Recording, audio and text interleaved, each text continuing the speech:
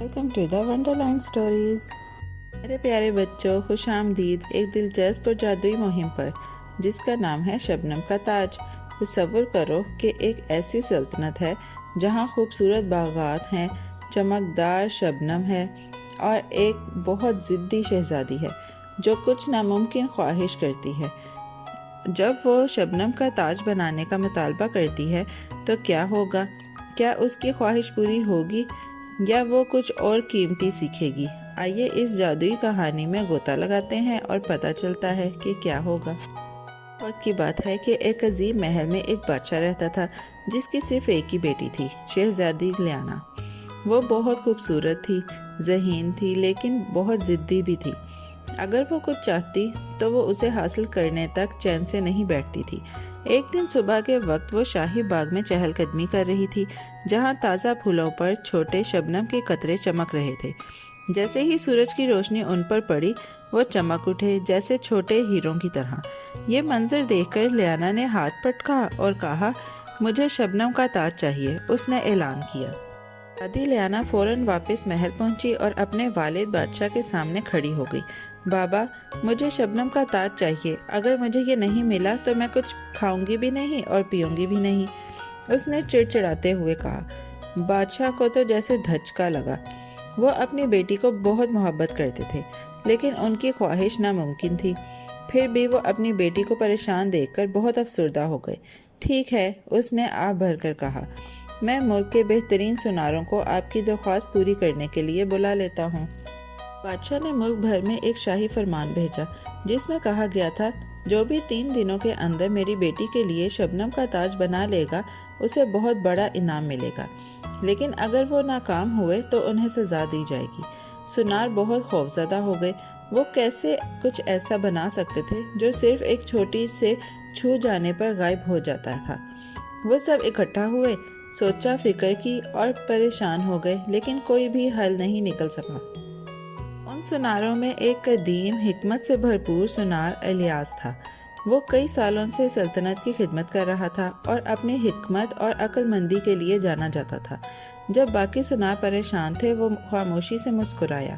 یہ ہنر کا مسئلہ نہیں ہے بلکہ سمجھنے کا ہے، اس نے بڑبڑایا۔ اگلے دن صبح وہ محل کی طرف روانہ ہوا اور شہزادی سے ملاقات کی درخواست کی۔ گارڈز جو ایک حل کے لیے بے چین تھے اسے فوراً اندر لے گئے۔ الیاس شہزادی لیانا کے سامنے ادب سے جھکا۔ شہزادی، میں آپ کا تاج بنانے آیا ہوں لیکن میرے پاس ایک چھوٹی سی درخواست ہے، اس نے کہا۔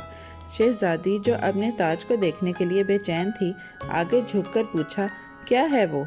الیاس نے نرمی سے مسکرایا، براہ کرم مجھے باغ میں لے جائیں اور شبنم دکھائیں جنہیں آپ اپنے تاج میں شامل کرنا چاہتی ہیں۔ جب آپ انہیں منتخب کر لیں میں فوراً اسے بنا دوں گا۔ شہزادی جو بے حد پرجوش تھی فوراً راضی ہو گئی۔ شاہی باغ میں لیانا نے الیاس کی رہنمائی کی۔ صبح کی روشنی نے شبنم کے قطروں کو چھوٹے جواہرات کی طرح چمکایا۔ اس نے ایک کو اٹھانے کے لیے ہاتھ بڑھایا لیکن جیسے ہی اس کی انگلیاں اس پر لگیں وہ قطرے غائب ہو گئے۔ اس نے دوبارہ کوشش کی اور ہر بار وہ غائب ہو گئے۔ اس کی خوشی غصے میں بدل گئی۔ یہ کیا ہو رہا ہے؟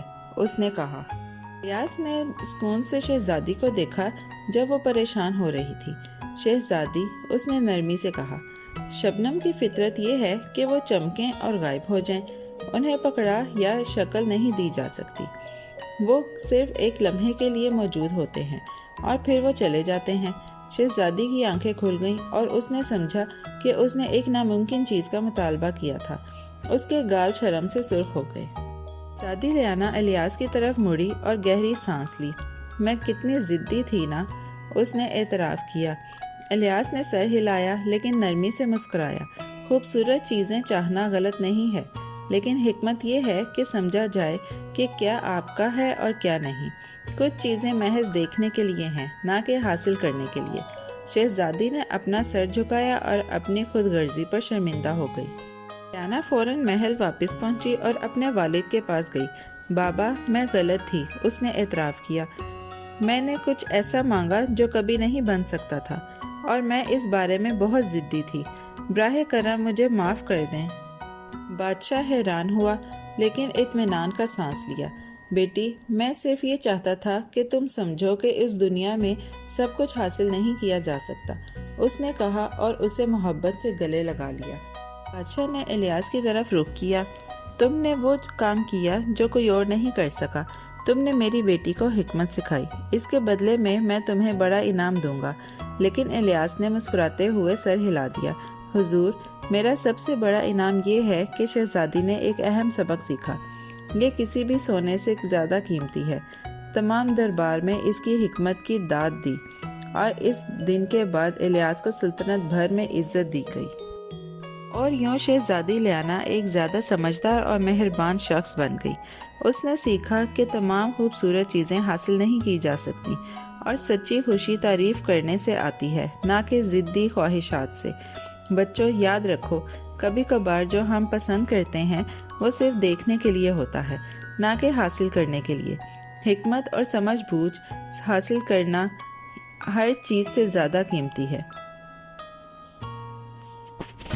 پیارے بچوں، کیسی لگی آپ کو یہ کہانی؟ ایسی ہی مزیدار کہانیاں سننے کے لیے ہمارے چینل کو لائک، سبسکرائب اور شیئر کرنا مت بھولیے گا۔ Bye bye.